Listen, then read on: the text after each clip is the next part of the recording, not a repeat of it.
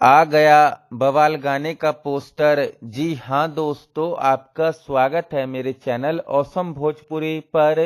Video को पूरा देखिएगा।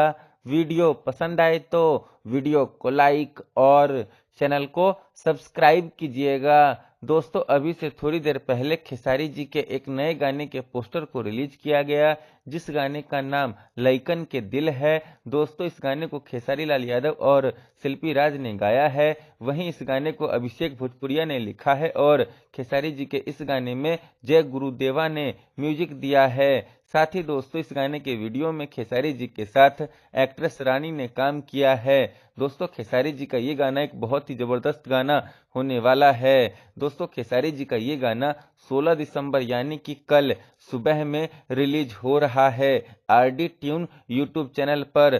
तो कल सुबह में आप लोग खेसारी जी के इस गाने को भरपूर प्यार दीजिएगा आरडी ट्यून यूट्यूब चैनल पर। धन्यवाद। खैर, फिर मिलते हैं दोस्तों किसी नए वीडियो में। वीडियो पसंद आए तो वीडियो को लाइक और चैनल को सब्सक्राइब कीजिएगा।